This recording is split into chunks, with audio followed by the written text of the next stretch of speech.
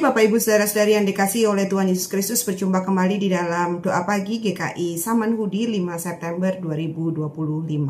Sebelum bersama-sama kita mendengarkan firman Tuhan, mari kita satukan hati di dalam doa, mari kita berdoa. Tuhan, terima kasih untuk berkat-Mu, terima kasih untuk kasih sayang dan kesetiaan-Mu. Dan sekarang di dalam hari yang baru ini kami rindu mendengarkan firman-Mu. Mari berkata-kata atas kami, karena kami anak-anak-Mu bersedia untuk mendengarkannya. Di dalam Kristus kami berdoa dan bersyukur. Amin. Firman Tuhan pada hari ini diambil dari Ulangan pasal yang ke-29 ayat 2 sampai dengan yang ke-20. Demikian firman Tuhan. Musa memanggil seluruh orang Israel berkumpul, lalu berkata kepada mereka, "Sudah kamu lihat segala yang dilakukan Tuhan di tanah Mesir di depan matamu, terhadap Firaun dan terhadap semua pegawainya, dan terhadap seluruh negerinya. Cobaan-cobaan yang besar telah dilihat oleh matamu sendiri, tanda-tanda mujizat yang besar itu. Tetapi sampai sekarang ini Tuhan tidak memberi kamu akal budi untuk mengerti, atau mata untuk melihat, atau telinga untuk mendengar. 40 tahun lamanya aku memimpin kamu berjalan melalui padang gurun. Pakaianmu tidak menjadi rusak di tubuhmu, dan kasutmu tidak menjadi rusak di kakimu. Roti tidak kamu makan, anggur atau minuman yang memabukkan tidak kamu minum. Supaya kamu tahu bahwa akulah Tuhan Allahmu ketika kamu sudah sampai ke tempat ini. Maka keluarlah Sihon, Raja Hesibon, dan Og, Raja Basan, mendatangi kita untuk berperang, dan kita memukul mereka kalah, merebut negeri mereka dan memberikannya kepada orang Ruben, kepada orang Gad, dan kepada suku Manasye yang setengah itu menjadi milik pusaka mereka. Sebab itu lakukanlah perkataan perjanjian ini dengan setia, supaya kamu beruntung dalam segala yang kamu lakukan.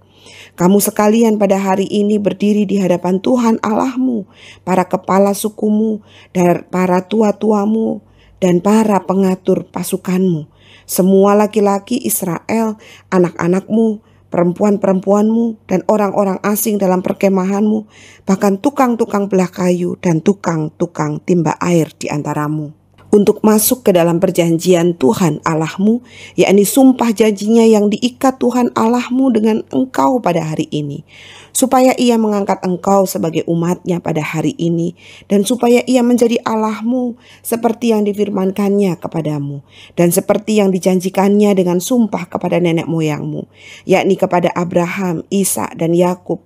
Bukan hanya dengan kamu saja aku mengikat perjanjian dan sumpah janji ini, tetapi dengan setiap orang yang ada di sini pada hari ini, bersama-sama dengan kita yang berdiri di hadapan Tuhan Allah kita, dan juga dengan setiap orang yang tidak ada di sini pada hari ini, bersama-sama dengan kita. Sebab kamu ini tahu bagaimana kita diam di tanah Mesir, dan bagaimana kita berjalan dari tengah-tengah segala bangsa yang negerinya kamu lalui.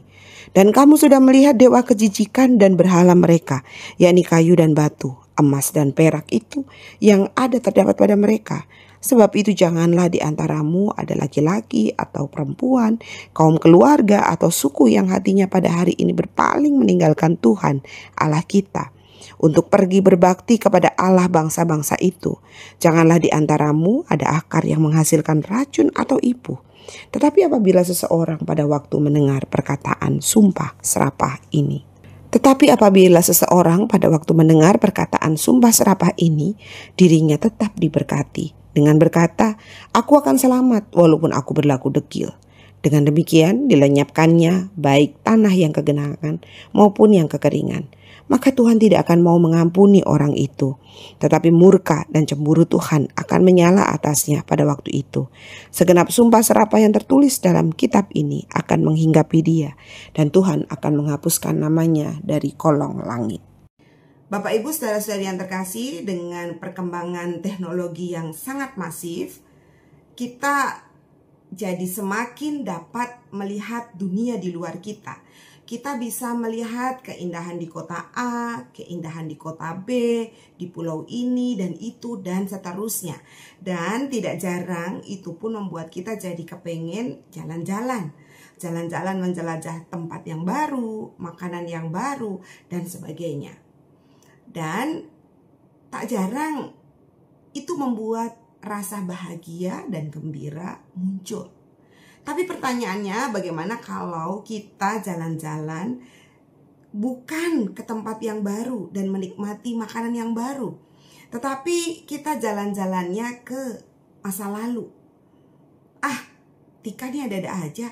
Mana mungkin jalan-jalan ke masa lalu? Memang bisa. Terkadang kita tidak menyadari bahwa kita sebenarnya sering berjalan ke masa lalu.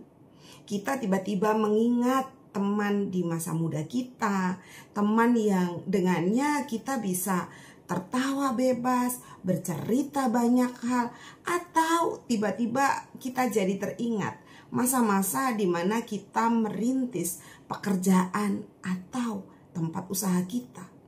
Dan kemudian kita bercerita nih kepada anak, menantu, dan cucu kita, dan juga orang-orang di sekitar kita. Bagaimana rasanya?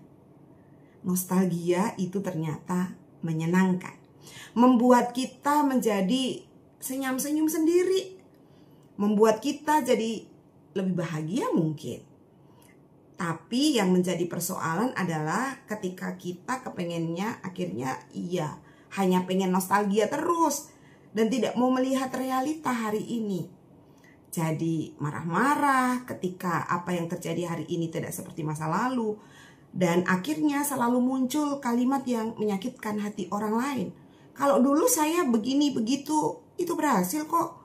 Ayolah, kalian pasti juga bisa. Coba aja lakukan cara yang sama seperti yang dulu. Firman Tuhan bercerita tentang Musa yang mengumpulkan orang-orang Israel. Di hadapan orang-orang Israel ini Musa mengajak mereka untuk berjalan-jalan ke masa lalu.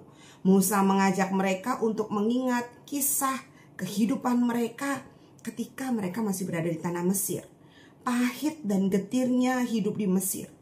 Tetapi Tuhan itu tidak pernah kekurangan cara untuk membuat tanda-tanda, dan ia juga membuat mujizat-mujizat yang menyelamatkan kehidupan mereka. Lalu Musa kemudian bergeser ketika pengalaman perjalanan 40 tahun keluar dari tanah Mesir. Di dalam perjalanan itu lagi-lagi Musa mengingatkan mereka bagaimana perjalanan yang serasa tidak mungkin jadi sangat amazing. Saat-saat di mana seolah tidak bisa bertahan hidup, Israel justru bisa survive. Israel justru bisa tetap bertahan hidup. Makanan dan minuman yang selalu tersedia dengan cara-cara yang ajaib. Semua terjadi begitu saja. Menjadi sebuah tanda kalau Allah tidak pernah meninggalkan mereka. Bahkan bukan hanya perjalanan 40 tahun. Juga ketika mereka menghadapi peperangan. Bagaimana mungkin, bagaimana judulnya, bangsa yang biasa ditindas selama di Mesir, gak pernah pegang senjata, tidak pernah berstrategi perang, ternyata harus bertempur melawan bangsa-bangsa lain. Aneh, tetapi terjadi. Dalam peperangan ini, Tuhan tidak mempermalukan mereka. Mereka bisa memenangkan pertandingan ini. Nah, pertanyaan berikutnya, kalau Tuhan sedemikian rupa menjaga, melindungi, dan ada untuk bangsa Israel, so Israel bisa buat apa? Musa tidak mengajak yang lain-lain, Bapak Ibu Saudara-saudari yang terkasih.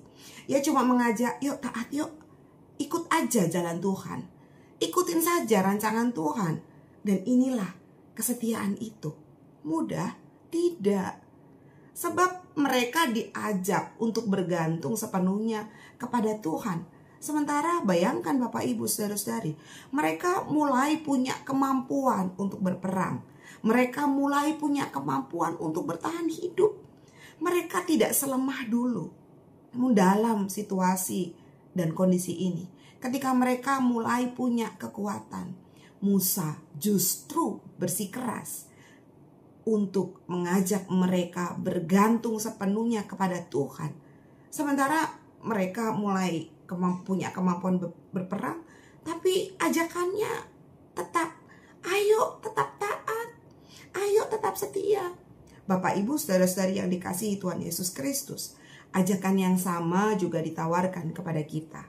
Mari kita tetap taat dan setia. Kenapa? Karena Tuhan ada dalam perjalanan di dalam masa lalu kita. Ia ada bersama dengan kita hari ini. Dan sudah pasti, Ia akan ada selalu di masa yang akan datang. Mari bergantung sepenuhnya kepada Tuhan, sekalipun itu bukan hal yang mudah. Ketika manusia mulai bisa mengerjakan segala sesuatu sendiri, ketika manusia merasa bisa menyediakan segala sesuatu sendiri, dan seolah tidak butuh Tuhan dan sesama, firman Tuhan hari ini menguatkan kita dan mengajak kita, mari taat dan setia. Berjalan-jalanlah ke masa lalu, lalu rasakan kembali ketertakjuban kita akan karya Tuhan yang bikin kita wow. Seperti lagu ini. Sejenak aku menoleh pada jalan yang telah ku tempuh. Kasih Tuhan ku peroleh, membuatku tertegun. Jalan itu penuh liku, kadang-kadang tanpa terang, tapi Tuhan membimbingku hingga aku tercengang. Kasih Tuhan membimbingku dan hatiku pun tenang. Mari hidup taat dan setia, sebab Tuhan selalu ada dan hadir buat kita. Nikmat mana lagi yang kau dustakan untuk setiap penjagaan Tuhan dalam kehidupan kita. Amin. Tuhan memberkati kita. Mari kita berdoa. Ya Tuhan, terima kasih untuk perjalanan kehidupan kami di masa yang lalu. Dan ketika kami menoleh, berkat Tuhan ternyata selalu tersedia buat kami. Dan biarlah di masa yang akan datang, kami hidup di dalam ketaatan dan kesetiaan kepadamu. Di dalam Kristus kami berdoa dan bersyukur. Amin. Bagi Bapak Ibu yang memiliki pergumulan khusus dan ingin didoakan, bisa menghubungi rekan-rekan pendeta di nomor berikut.